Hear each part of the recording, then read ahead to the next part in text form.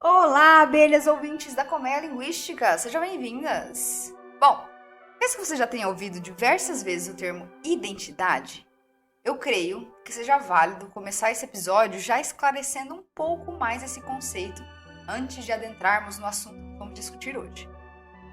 Nos dicionários, você irá encontrar a palavra identidade definida mais ou menos como uma série ou um conjunto de características próprias de uma pessoa ou coisa, por meio das quais podemos distingui-las ou individualizá-las.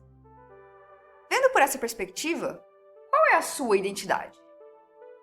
O que faz parte de quem você é? Eu vou descrever um pouco da minha própria identidade para que você possa pensar também na sua.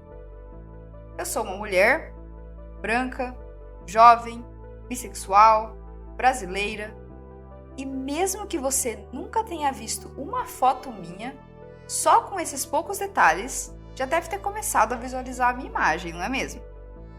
Hoje eu gostaria de focar na última identidade que eu mencionei. Sou brasileira. Creio que a maioria dos nossos ouvintes também sejam brasileiros. Quando vocês usam a palavra brasileiro para se descreverem, o que vocês estão implicando com isso? E, caso tenhamos ouvintes que não são brasileiros, qual que é a percepção que vocês têm ao ouvirem essa descrição? A não ser que caiamos em estereótipos normalmente impostos pela mídia internacional, é um tanto quanto difícil pensar na palavra brasileiro e identificar características em comum de um povo espalhado por um país tão geograficamente extenso. Talvez agora você tenha pensado, uma coisa que os brasileiros têm em comum é que todos falam português. Olha, a língua portuguesa pode até ser uma das duas línguas oficiais no Brasil, mas não é a língua que representa toda a população brasileira. Antes dos portugueses chegarem no que hoje é o território brasileiro, há mais de 500 anos, havia mais de 1.000 povos indígenas, totalizando um número por volta de 2 a 4 milhões de pessoas. Todos esses povos se identificavam, e os que sobreviveram ainda se identificam por outras línguas. Durante os períodos de colonização, e não só no Brasil, as populações colonizadas foram enxergadas como sub-humanas. Nisso, no nosso caso, a língua portuguesa foi imposta. E todas as pessoas que habitavam nesse espaço há séculos tiveram que passar a falar português. Agora, eu gostaria de fazer um exercício com você, ouvinte. Imagine que o nosso país passe a ser dominado por uma outra população que utiliza uma língua diferente da nossa. Do dia para a noite, você é obrigado a deixar de usar a sua primeira língua. A língua pela qual você interpretou e ainda interpreta o mundo. A língua pela qual você se expressa e se relaciona nesse mundo. A língua que possui palavras e expressões que representam o que você vive e como você vive. Expressões essas que muitas vezes não existem em outras línguas, pois cada uma delas se molda na relação do povo com o ambiente em que vive. Imagino que você ficou frustrado, ou até mesmo com raiva, só de imaginar esse cenário. Eu mesma fiquei quando eu estava escrevendo esse roteiro. Pensando em identidade, por mais que os povos originários diferenciam-se entre si, por diversas questões linguísticas e expressões corporais, o que os une são as suas memórias coletivas e a ancestralidade. Ancestralidade essa que eles carregam tradições, valores, ensinamentos e a cultura de cada povo. Esperamos que ninguém mais passe por essa experiência de ter a sua primeira língua e, consequentemente, a sua cultura subjugada. Porém, não podemos ignorar o fato de que isso aconteceu no território brasileiro. Aconteceu ou ainda acontece? Como eu disse 2 episódios atrás, as línguas indígenas não são colocadas como prioridade no ensino brasileiro, nem mesmo nas regiões onde elas são de extrema relevância. O português continua sendo a primeira colocada. E adivinha? Agora o português é seguido por quem? Pelo inglês. Aí fica a dúvida. Como ensinar uma outra língua que já foi tão opressora a uma população que já foi tão oprimida sem reviver essa opressão? É aí que a decolonialidade entra. é mais um palavrão, né? Mas vamos lá.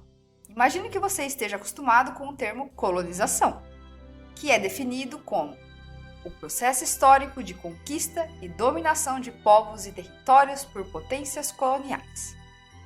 Então, podemos entender a decolonialidade como um movimento que busca desconstruir os padrões e conceitos que têm a Europa e a América do Norte como foco, que foram impostos durante a colonização e que ainda influenciam na sociedade, promovendo uma perspectiva mais diversa e inclusiva. É uma forma de repensar a história. Trabalhar com o ensino decolonial nas aulas de inglês é uma maneira de ensinar que desafia a ideia de que apenas um tipo de conhecimento ou cultura são válidos.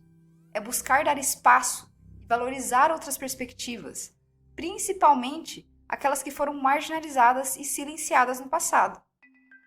Isso significa que é essencial a utilização de materiais de ensino que representam diferentes vozes e experiências, e incentivar os estudantes a refletirem sobre suas próprias identidades e o mundo ao seu redor. Em relação ao inglês, o ensino decolonial pode incluir uma discussão sobre como a língua foi usada como uma ferramenta de dominação cultural e linguística, como podemos respeitar e valorizar as diferentes línguas e culturas do mundo. Pensando nisso, as pesquisadoras Véria Lúcia Lopes Cristóvão e Paula Franciscon criaram uma sequência de formação com o título Voices from the Aboriginals, Telling Legends and Oral Stories. E aqui eu faço a tradução livre como Vozes dos Aborígenes, contando lendas e histórias orais. Esse material está incluso dentro da produção de outros materiais didáticos para o ensino de língua inglesa durante a formação de professores de língua inglesa. Esse chamado de Critical Language Education Routes for English Teachers, que é conhecido por CLARIT, e tem seu título traduzido para Rotas de Educação Linguística Crítica para Professores de Inglês. Essa obra consiste em uma série de atividades que ajudam estudantes a contar histórias e contos orais em inglês. Mas o mais legal é que essas histórias são baseadas nas tradições e contos dos povos indígenas brasileiros. As atividades envolvem, por exemplo, a leitura de histórias em inglês e a discussão sobre as semelhanças e diferenças entre elas e os contos e mitos indígenas. Os estudantes também são incentivados a contar as suas próprias histórias em inglês, usando as estruturas e vocabulários aprendidos. Mas não é só isso.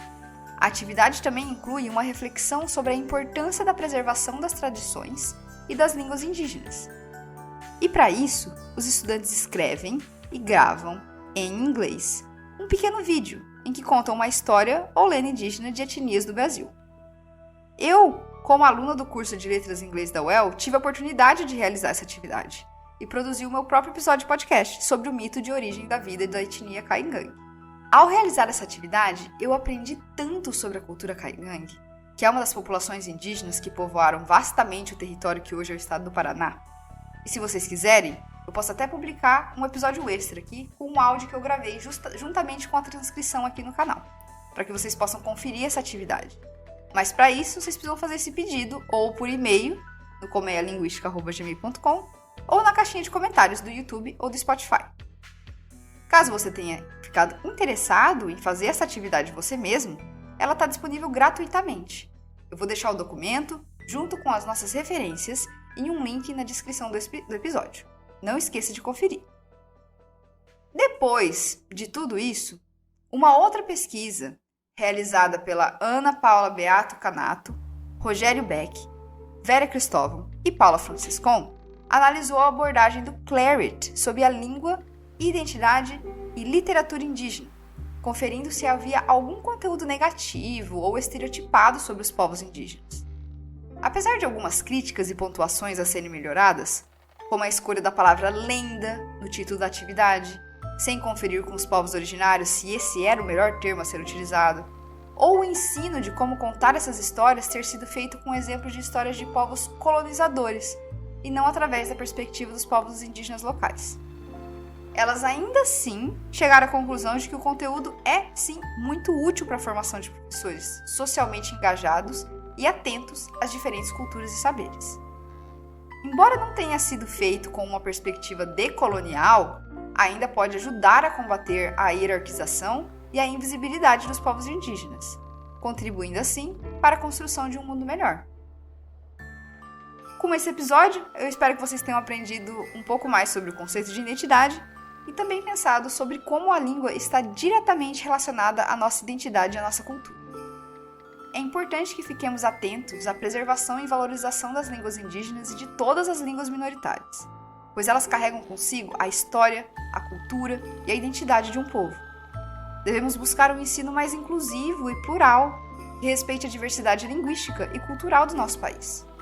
E lembrando que a identidade não é algo fixo e imutável. Somos seres humanos em constante transformação. Nossa identidade também está em constante evolução. Não esqueçam de compartilhar com a gente o que você achou desse episódio ou qualquer pensamento que você teve enquanto escutava.